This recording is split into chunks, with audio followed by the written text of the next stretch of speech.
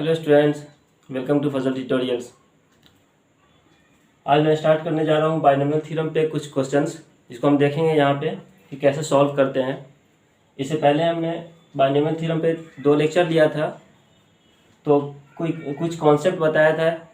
अब मैं यहाँ पे स्टार्ट करने जा रहा हूँ क्वेश्चंस, जो एक्सरसाइज नंबर 8.1 का क्वेश्चन नंबर 10 है। तो देखते हैं कैसे सॉल्व करते हैं with the help of binomial theorems. आप लोगों को तो फार्मूला पता होगा, और जनरल टर्म का फार्मूला और मिडिल टर्म का फार्मूला है, ये सब मैंने डिफाइन कर दिया था, तो आप लोगों को मालूम ही होगा। तो इसको हम यहाँ पे यूज़ करेंगे और देखते हैं क्वेश्चन कैसे सॉल्व होता है। तो प्लीज़ वीडियो स्टार्ट करने से पहले आप लोग मेरे चैनल को सब्सक्राइब करें एंड लाइक करें और शेयर भी करें। तो स्टार्ट करते हैं यहाँ पे क्वेश्चन नंबर 10। क्वेश्चन नंबर 10 क्या है कि with the help of binomial theorem which number is larger among 1.1 to the power 10,000 और 1,000। मुझे चेक करना है कि इन दोनों में कौन सा नंबर ग्रेटर है। तो यहाँ पे मुझे यूज़ करना है बाइनोमियल थ्योरम। इससे पहले हम लोगों ने पढ़ा था बाइनोमियल एक्सप्रेशन कि किसी भी 2 नंबर्स के पावर अगर हमारा n हो तो उसको किस तरह से हम ऐड करते हैं, राइट है। तो यहाँ पे जो फार्मूला था वो क्या था, a plus b to the power n। इसको हम एक्सप्रेस करते हैं nc0 a to the power n b to the power 0 plus nc1 a to the power n minus 1 b to the power 1 plus dot dot, and the last term is ncn a to the power 0 and b to the power n। ये हमारा binomial expression है, जिसमें हम लोग ने general term भी पढ़ा था कि जनरल टर्म्स क्या होता है। तो जनरल टर्म को मैंने रिप्रेजेंट किया था tr+1, right. tr+1 is equal to ncr a to the power n minus r and b to the power r। ये जनरल टर्म का फॉर्मूला था, राइट है। तो इस फॉर्मूले के बेस पे भी हम लोग क्वेश्चन देखेंगे कि कैसे सॉल्व होता है। तो अभी मेरा यहाँ पे क्वेश्चन क्या है कि which number is larger among 1.1 to the power 10,000 और 1,000। क्लियर है। तो सबसे पहले हम देख सकते हैं कि इसको हम एक्सप्रेस नहीं कर सकते हैं 10,000 टर्म्स तक, राइट है। इसको हम कैसे लिखेंगे। तो सबसे पहले यहाँ पे हम चेक करते हैं कि 1.1 to the power 10,000 is equal to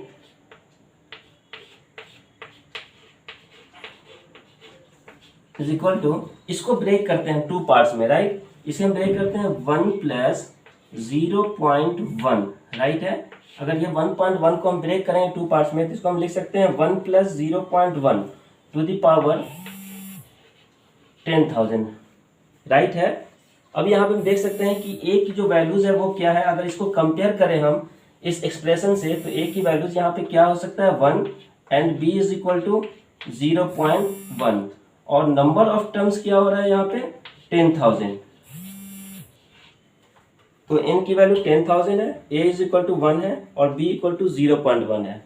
तो इसी फॉर्मूले में हम सब्स्टिट्यूट करेंगे, उसके बाद इसका सॉल्यूशन देखेंगे कि इसका फाइनल आंसर क्या आ रहा है, राइट है।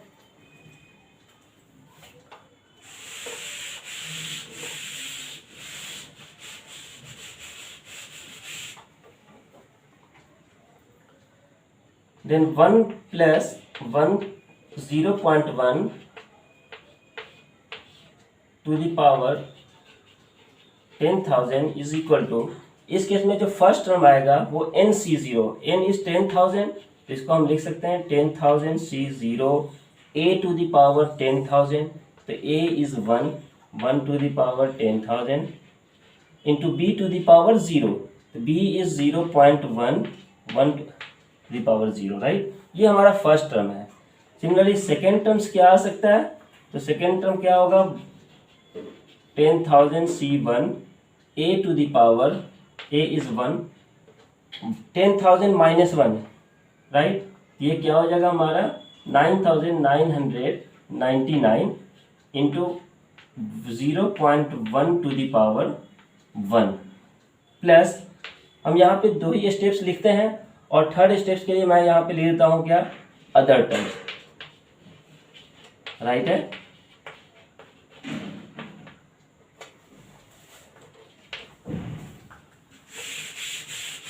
तो यहाँ से हम देख सकते हैं कि 10,000 C0 इसकी जो वैल्यूज होगा वो क्या होगा 1 into 1 to the power 10,000 is also 1 and 0.1 to the power 0 इसकी भी जो वैल्यूज होगी वो क्या होगा 1।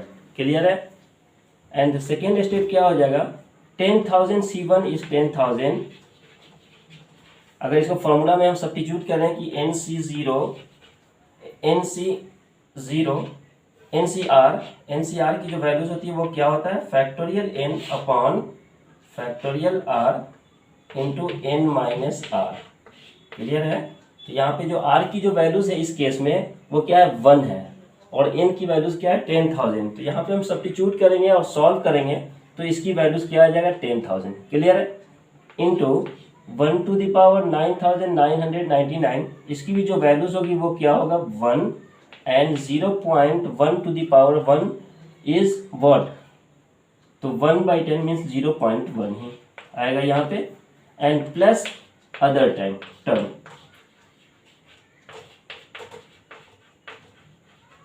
क्लियर है।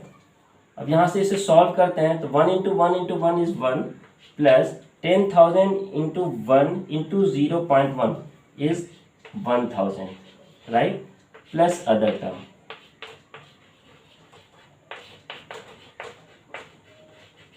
क्लियर है। यहाँ तो समझ में आ गया। नेक्स्ट स्टेप क्या होगा 1 plus 1,000 is 1,001 plus other terms. अब ये वैल्यूज क्या हो सकता है 1,001 प्लस अदर टर्म, तो ये ऑलवेज क्या होगा मोर देन 1,001। क्लियर है। तो हम यहाँ पे डायरेक्टली लिख सकते हैं विच इज ग्रेटर देन 1,000। क्या मुझे प्रूफ क्या करना था कि मुझे चेक करना है यहाँ पे कि 0.1 टू द पावर 10,000 और 1,000 में बिगर नंबर कौन सा है। तो जब मैंने इसको एक्सपेंड किया तो इसकी जो वैल्यूज आया वो क्या है यहाँ पे 1,001 प्लस अदर टर्म। अब ये क्या है ऑलवेज ग्रेटर देन 1,000। तो यहाँ पे मेरा प्रूफ हो गया कि मुझे चेक करना था कि ये ग्रेटर है या ये ग्रेटर है। तो यहाँ मैंने चेक किया कि 1.1 is to the power 10,000 is greater than 1,000। तो यहाँ पे फाइनल आंसर क्या आएगा hence 1.1 to the power 10,000 is greater than 1,000।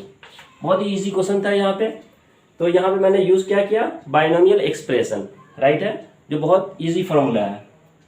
इसी तरह से नेक्स्ट क्वेश्चन हम देखते हैं कि नेक्स्ट क्वेश्चन कैसे सॉल्व करेंगे। तो क्वेश्चन नंबर मैंने यहाँ पे 10 लिया था एक्सरसाइज 8.1 का राइट है।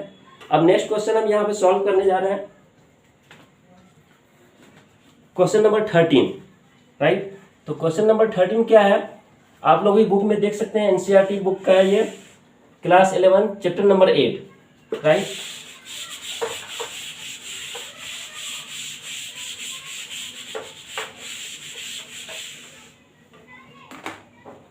क्वेश्चन नंबर 13 क्या है कि show that 9 to the power n plus 1। Question number 13 show that 9 to the power n plus 1 minus 8n minus 9 is divisible by 64।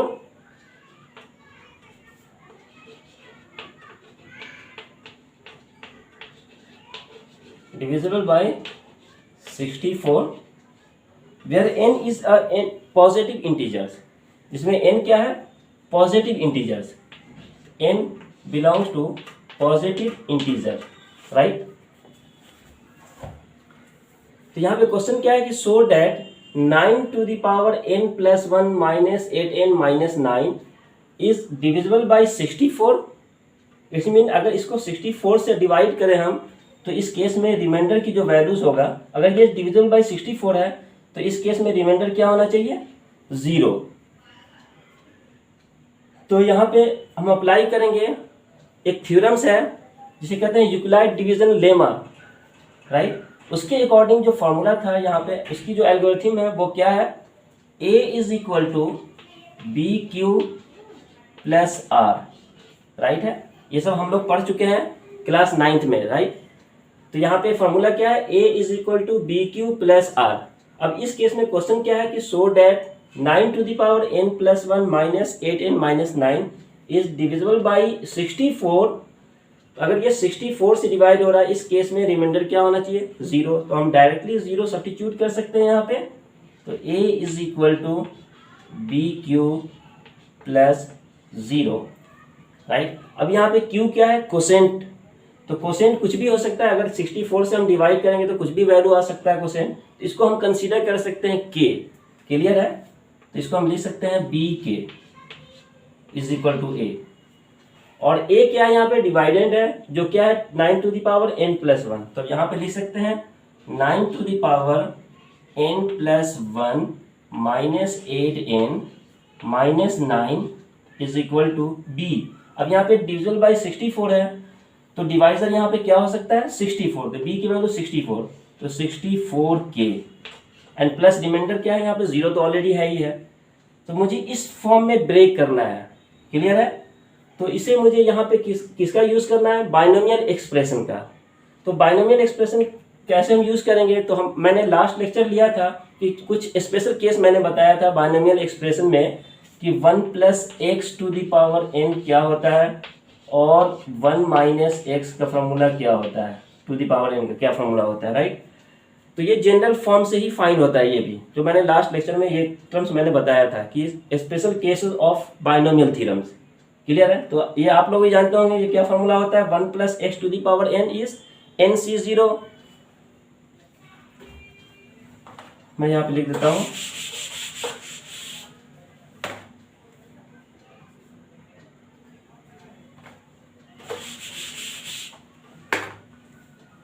One plus x to the power n is equal to nc0, right है, plus nc1 X to the power 1 plus nc2 X to the power 2 plus nc3 X to the power 3 plus dot dot dot plus last term क्या हो जाएगा, ncn X to the power n। ये formula है, ये special case of binomial expression है जो हम लोगों ने लास्ट लेक्चर में ये चीज़ पढ़ा था। तो 1 plus x to the power n, right है। अब यहाँ पे मैं अगर सब्स्टिट्यूट कर दूं कि x is equal to 8, right है। तो यहाँ पे हम करते हैं put x is equal to 8। Clear है।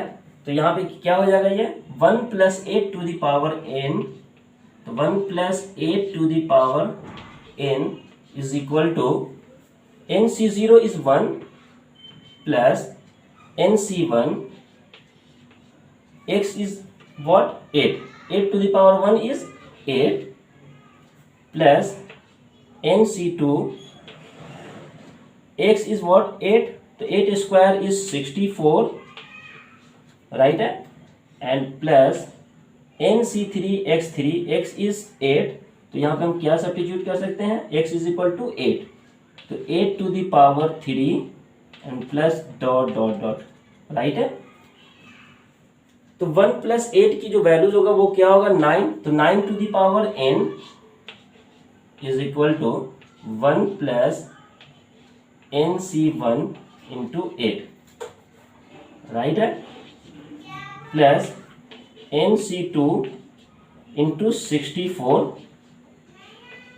And plus nc3 8 to the power 3 plus dot dot dot. Clear है, यहां तक तो समझ में आ रहा है। Now nc2 is 64 and nc1 is 8, right है। अब ये 9 to the power n multiply करना है बोथ साइड बाय 9। क्लियर है, तो 9 to the power n into 9 is equal to 9 into 1 is 9 plus 9 into 8 is 72, तो 72 nc1 plus 9 into 64 into nc2 plus 9 into 8 to the power 3 into NC3 plus dot dot dot dot, right. यहाँ तक समझ में आ गया। तो 9 to the power n into 9, इसकी values क्या हो जाएगा, 9 to the power n plus 1। Clear है।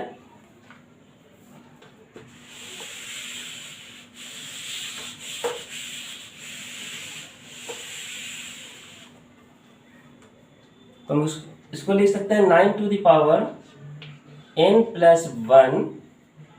लेफ्ट साइड में इसको सब अगर पुट करेंगे तो क्या आ जाएगा यहाँ पे 9, तो माइनस 9 इज इक्वल टू, अब इस 72 को टू पार्ट में ब्रेक करते हैं, राइट। तो इसको हम लिख सकते हैं क्या,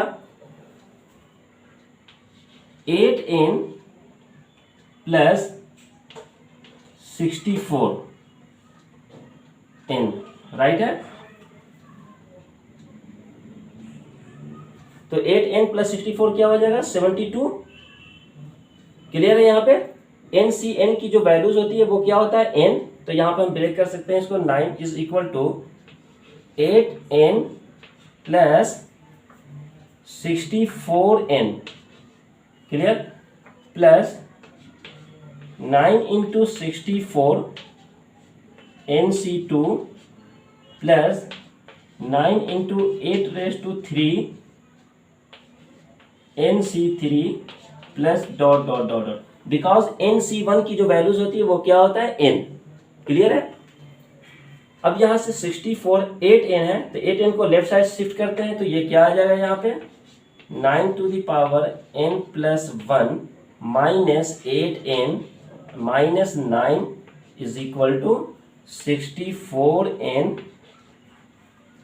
plus 9 into 64 NC2 plus 9 into 8⁻³ NC3 plus dot dot dot dot, right है। अब यहाँ पे राइट हैंड साइड में हम देख रहे हैं कि 64 ऑल टर्म में क्या है, कॉमन है, because 8⁻³ is 64 into 8।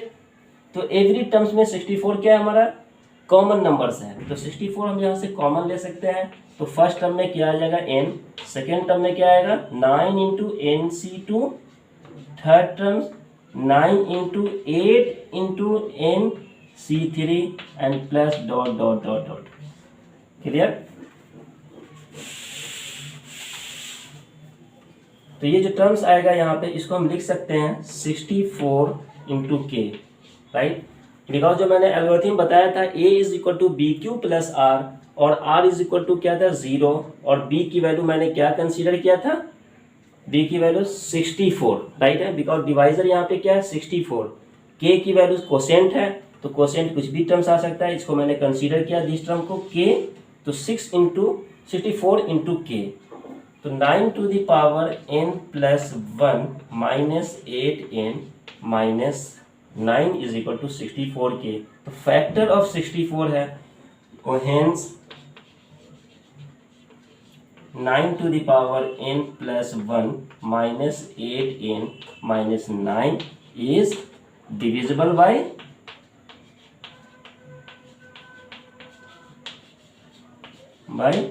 64, where n is any positive integers. तो ये हमारा प्रूफ हो गया। क्लियर है। आप लोगों को समझ में आया ये क्वेश्चन, क्वेश्चन नंबर 13, ये एक्सरसाइज 8.1 का था। इसमें लास्ट क्वेश्चन लेते हैं। तो एक और क्वेश्चन क्या है यहाँ पे last,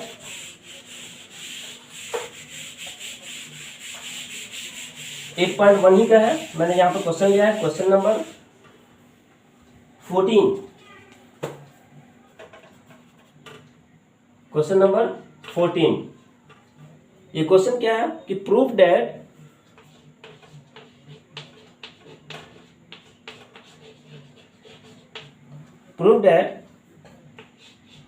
summation of r is equal to 0 to n terms 3 to the power r into NCR is equal to 4 to the power n।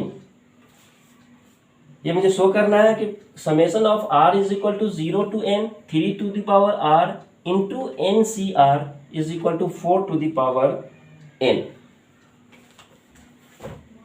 बहुत इजी क्वेश्चन है। तो यहाँ पे मैंने जो सम स्पेशल केस का जो फॉर्मूला बताया था 1 + x⁴n, ये सेम फॉर्मूला यहाँ भी यूज होगा।